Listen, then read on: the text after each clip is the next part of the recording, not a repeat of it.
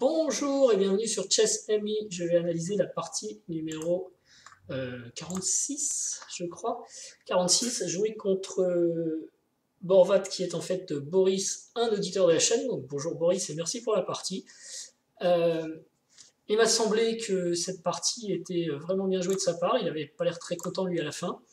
Mais comme d'habitude, je vais analyser en regardant la qualité de jeu d'un point de vue tactique, c'est-à-dire selon l'ordinateur. Et ensuite, je vais regarder mon ouverture, voir ce que je dois changer ou pas dans mon répertoire, ce qui va, ce qui ne va pas, et essayer de comprendre les erreurs que j'ai pu faire. Et ce, grâce au module Lichess. Donc d'abord, la qualité de jeu. Donc j'avais les noirs. On voit que c'est relativement équilibré jusqu'à 20 coups à peu près, sorti de l'ouverture. Et après l'ouverture, je prends l'avantage. Après le fou F3, qui est un peu, oui, on verra une gaffe de mon adversaire. Et quand on arrive en finale, c'est une finale de tour, j'ai un pion de plus, mais ma tour est très très mal placée et je l'améliore pas vraiment en voulant m'accrocher à mon pion. Et donc on arrive à une situation totalement égale jusqu'à une gaffe de Boris. Donc c'est pour ça que je dis que je pense qu'il a bien joué. Par ailleurs, si je me penche ici sur ce que j'ai fait moi, 0 imprécision, 3 erreurs, 0 gaffe et 13 centipions de perdus sur une partie qui dure 50 coups, c'est quand même super bien. Je trouve que moi j'ai super bien joué en fait, d'un point de vue tactique. Hein. Ou alors, il y avait peu de ressources tactiques dans la partie et donc pas beaucoup d'occasions de faire des gaffes ou de bien jouer non plus. Enfin, faut faire attention à ces interprétations aussi. Mais en tout cas, pas de grosses âneries de ma part, on verra, il y a quand même 3 erreurs. Côté Boris, il y a un peu plus d'erreurs et une gaffe, sans doute la gaffe mortelle à la fin d'ailleurs, donc une seule gaffe, c'est déjà super bien aussi sur 50 coups. Et 34, et ben, vous savez, c'est dans la moyenne de ce que je joue, donc Boris avait sur Lichess un classement un peu inférieur, bon temporaire, hein, 17-21, sinon il est 1800 en blitz. Mais donc, sa qualité de jeu, 34, moi ça me paraît correct, puisque c'est ce que je joue habituellement. Quoi. Donc, je ne suis pas forcément étonné d'avoir une partie qui a été pendant longtemps nulle. Totalement nulle d'un point de vue ordinateur. Ok, alors maintenant regardons l'ouverture. Alors sur les Sicilienne Paulsen, là, pas grand chose à dire. G3, c'est un coup qui se joue, hein, c'est le troisième coup joué, il y en a d'autres, mais pas de problème. Et fou B4 est la réponse principale. D'accord, pour moi, tout ça, c'est bouquin, on va dire.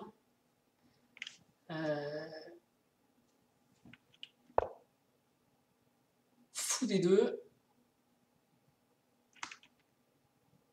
Et le deuxième coup. Et ici, on joue cavalier F6, que j'ai joué aussi. On met la pression forcément sur le pion E4, donc fou G2 presque forcé. Et cavalier C6. Et ici, j'ai hésité longtemps, peut-être trop longtemps, à jouer H5. Mais H5 n'est pas dans la liste. Et je vais regarder sur mon répertoire. Ok, et sur mon répertoire, c'est bien cavalier C6. Donc j'ai l'idée H5 en tête, mais d'abord je me développe et je prends un tempo en quelque sorte sur ce cavalier qui n'est pas défendu. Ici, le coup le plus joué, c'est cavalier B3, avec donc des possibilités d'H5, qu'il n'a pas joué.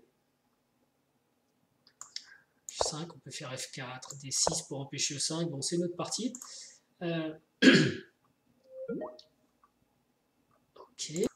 Ok, donc cavalier prend C6, on a D ou B prend C6, comme je vous disais, le plus joué, ça reste quand même, avec de meilleurs résultats noirs, D prend C6, paradoxalement, sans doute parce qu'on veut sortir le fou par là, et essayer aussi de calmer un petit peu ce fou.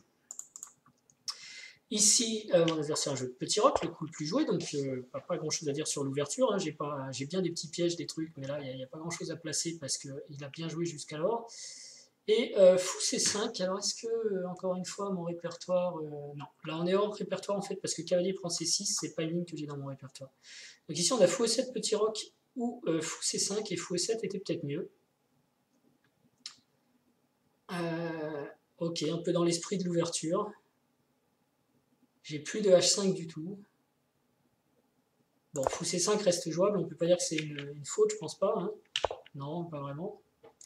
Et dame F3. Cavalier A4 est plus joué, j'en ai parlé pendant la partie, donc cavalier A4, et cette fois il faut peut-être aller en E7 en disant ce cavalier est mal placé.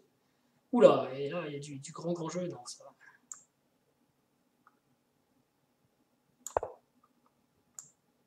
On se replie un peu, hein, c'est un peu dur pour les noirs, mais on va y arriver avec B5 un petit peu plus tard. Ok. Bon, donc fou C5 et dame F3. Cavalier A4 aurait été mieux. Ok. Côté jeu noir, pas trop de problème. Et donc ici, on est hors théorie. Dame F3, c'est un coup pas très connu. Et là, il aurait préféré. Donc c'est cavalier A4, le coup le plus joué, mais il n'y a plus beaucoup de parties de toute façon. Ok, dame F3, l'ordi propose 5.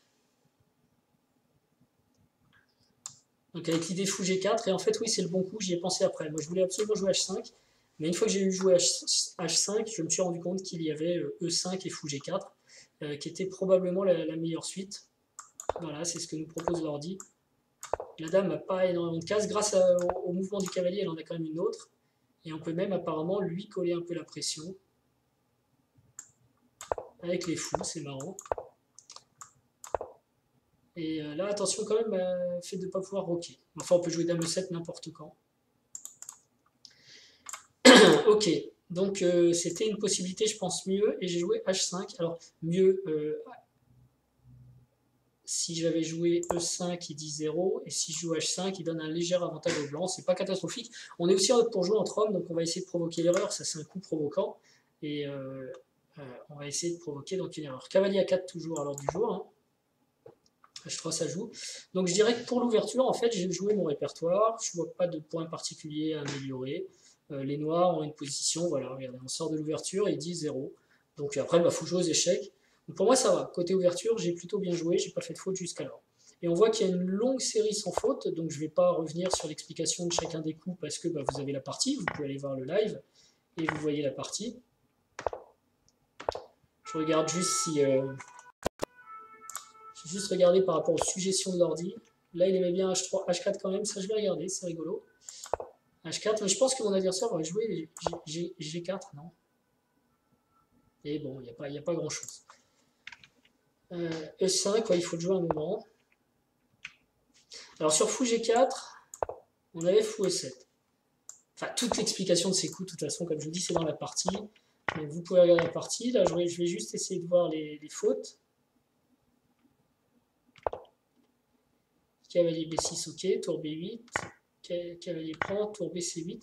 Et vous voyez, l'avantage, c'est quand même un tout petit peu dirigé vers les noirs, parce que je pense que le fou de case noire blanc, c'est une pièce importante dans cette ouverture. Le cavalier avait de belles cases, et mon fou C8 servait à rien. Au final, on a effacé le cavalier et les fous, et donc c'est équilibré, voire petit avantage noir. Et tour D8, ouais, bien joué.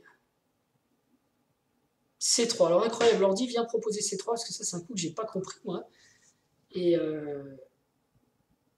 C3 c'est quand même un coup qui m'impressionne. On veut essayer peut-être d'éviter maintenant, j'ai même pas de tour D5, tour D4. Donc C3 proposé par l'ordi et joué par mon adversaire. Là tiens, si Boris peut nous mettre un petit commentaire dans la vidéo, pourquoi il a joué C3. Je dis pas que c'est un mauvais coup, hein, au contraire, même l'ordi vient de le proposer, on l'a vu, il a hésité un moment. Mais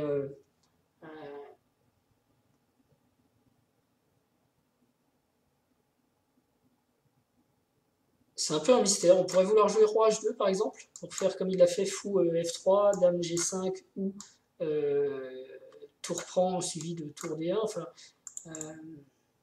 ou un plan Albadet. Mais franchement, C3, bon coup, mais j'arrive toujours pas à le comprendre en fait.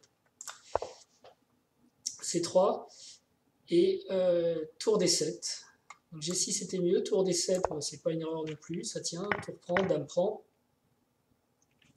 Et là, l'ordi, vous voyez H4, ok. Et on a tour D8, et j'aime bien les noirs, mais il n'y a rien du tout, quoi. Ouais, effectivement, fou F3. Attention, il y a tour D1 qui va venir reprendre la colonne. Donc, au final, ouais, on peut éviter comme ça encore. B6, mais c'est artificiel, ça ne va pas tenir longtemps, quoi. Et il y a du tour D1 qui arrive toujours. Donc, c'est sans doute totalement équilibré. Il faudra jouer encore, mais... Alors, fou F3, perd un pion, ça c'est moche. Alors, il y avait dame G5, ouais, je l'ai dit, c'était peut-être la bonne défense. Et ici, il propose de revenir avec la dame. Si vous voulez prendre le pion ici, je prends celui-là. Ouais, pion du centre, ok, c'est mieux. Donc là, il y a un bel avantage noir. Quand même. Dame prend H3 après cette erreur. Ok. Pour l'instant, côté noir, j'ai pas vu d'erreur en fait. Hein. Franchement, je suis super content. Jusque-là du jeu. Puisque là, je suis sorti de l'ouverture et je joue moi-même. Hein. Alors, cavalier G4. D'accord, j'ai hésité aussi avec H4. Je sais pas ce que ça donnait H4. C'est le coup proposé par l'ordi. Et fou G2, il fallait revenir. Je serais peut-être venu là, non? Ah oui, mais là, il propose une nulle, ok. Et s'il prend... C'était plus compliqué, ouais. Il fallait pas rater fou G2. Donc finalement, bon choix avec cavalier G4. Et dame B6 aussi, c'était une suite qui pouvait avoir du contre-jeu en effet. Mais c'est compliqué de jouer dame B6, hein, parce qu'on voit tout de suite qu'il va y avoir dame échec. Seulement, il n'y a pas d'autre échec, il n'y a pas d'échec en F2 tant que la dame est là, mais du coup, elle ne prend pas un pion non plus.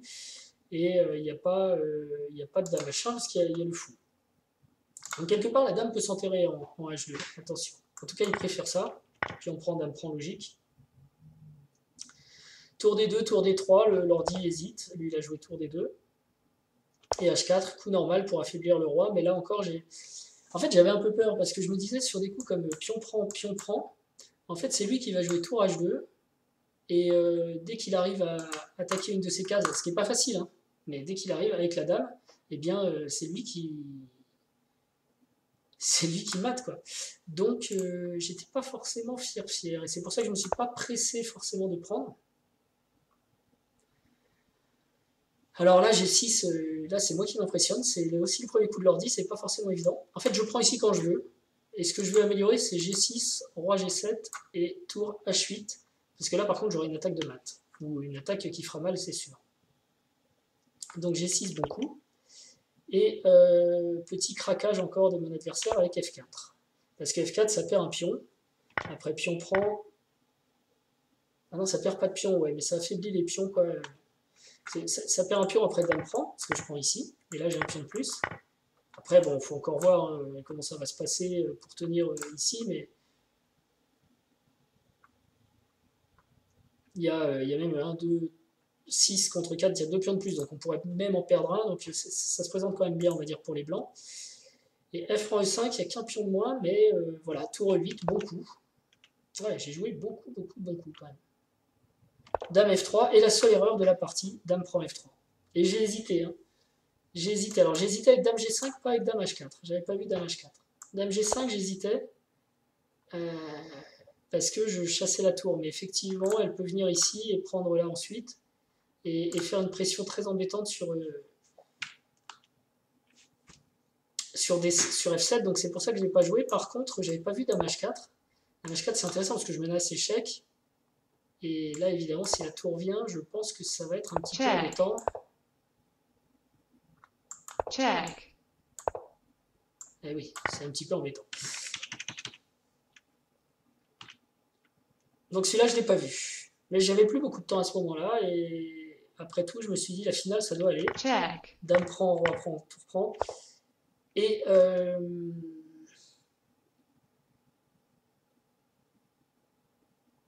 c'est pareil, ici, il faut calculer. Est-ce qu'on défend là? Est-ce qu'on pousse pour prendre ici et menacer échec ici? Il y a beaucoup de choix quand même. Ça peut être intéressant d'ailleurs. C'est un pion prend, tour prend.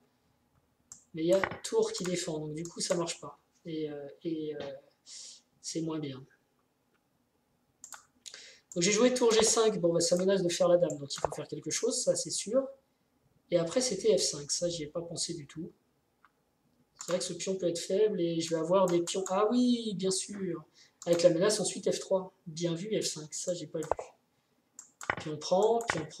Et en gros, on lui dit tu peux toujours t'amuser à prendre là-bas parce qu'ici, t'es mort. Échec, on reprend, puis on pousse. Et c'est fini. Eh oui, j'ai pas vu ça. Évidemment. F5, très bon coup. Donc j'ai dit seule erreur de la partie. Non, j'ai fait 3 erreurs. Donc ça, deuxième erreur de la partie. Et quand même une grosse erreur, je trouve. Parce que ça complique. Et F5, c'est finalement pas si dur à trouver. B3 logique. Et tour B6, ici, une erreur. Je sais pas ce que j'ai vu. J'ai peut-être vu C5, tour F6 ou tour E6. Je voulais ressortir, en fait. L'ordi propose tour C3. Je pense qu'il aurait joué C4. Ah, et après, il y a B5. J'ai le temps de faire ça. Ouais, c'était simple. Là, troisième erreur, et franchement, je joue mal. Et du coup, la partie redevient équilibrée. Effectivement. Actif, toujours actif, il y a un pion faible, alors on attaque, et j'ai pas vu que je pouvais me débarrasser de ça. Alors peut-être j'ai eu peur de coups comme tour à 7 derrière, quoi. Bon, d'abord, il faut... Ah oui, mais il peut pas. Parce que si tour à 7, je prends. Ok. Bon, attention à ce pion-là quand même. Ah oui, mais on peut résoudre le problème comme ça. Et a priori, ça va être dur pour lui.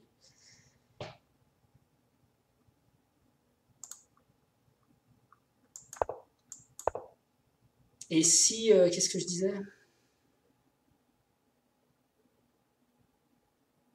Et s'il prend d'abord, je reprends comme ça. Et je suis tranquille. Bon, il y a des finesses là qu'on nous propose, mais... Ouais, c'est vrai que la tour sera mieux placée. Allez, j'accepte la finesse. Tour échec, on reprend et... Ah, du coup, tu en prends. D'accord. Et partie gagnée. Ok. Au lieu de sa tour B6, partie nulle.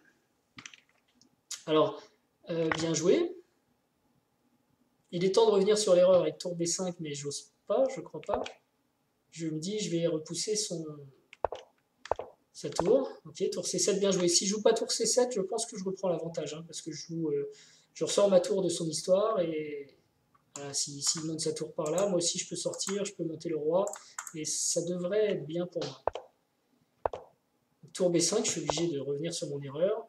Et tour A5, enfin on essaye de jouer actif. A4, logique. Et B5 pour se sortir du bourbier. AB, AB. Alors, AB était mieux. Mais bon, ça reste nul. Ok. Check. Check. Ouais, c'est nul. Ici, bon coup, évidemment. Et...